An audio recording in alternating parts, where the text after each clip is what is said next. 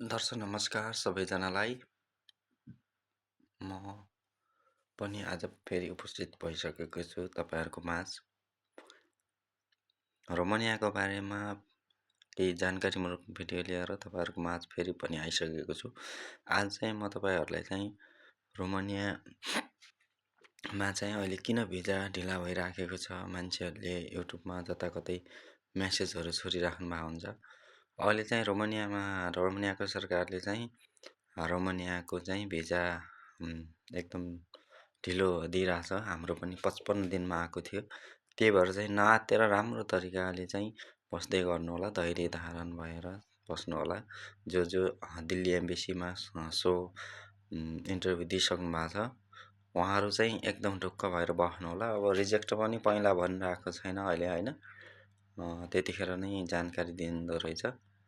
अनि अहिले हामीले थाहा पाएअनुसार चाहिँ जानकारी एकै दिनमा नै दिएको थियो हाम्रो रिजेक्ट भएको र भिजा लागेको। त्यही भएर चाहिँ नआत्तिएर एकदम ढुक्क तरिकाले बस्नु, इन्टरभ्यू चाहिँ राम्रो तरिकाले दिनु होला। त्यहाँ चाहिँ सोधेका क्वेसनहरू चाहिँ एकदम एक्जिट एन्सरहरू मात्र दिनु होला, करेक्ट एन्सरहरू छोटोमा एकदम। तपाईँहरूलाई चाहिँ लामो लामो भनेर भन्ने हुन्छ, कोहीले सिकाउँदाखेरि चाहिँ त्यसरी नदिनु होला, छोटो एन्सर दिनु होला।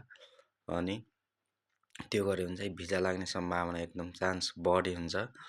हामीहरूलाई पनि 15-20वटा क्वेसन सोधिएको थियो, तर हामीले चाहिँ नडराएर उसले जे सोधेको थियो त्यो चाहिँ राम्रो तरिकाले भन्यौँ। अनि त्यही पनि हाम्रो भिजा चाहिँ 18 जनाले गरेको, जम्मा 12 जनाको मात्रै आएको थियो, अरू चाहिँ रिजेक्ट थियो। त्यही भएर चाहिँ राम्रो तरिकाले आफू चाहिँ कन्फिडेन्स भएर चाहिँ एकदम राम्रो तरिकाले इन्टरभ्यू दिनुभयो भने भिजा चाहिँ 100% लाग्छ।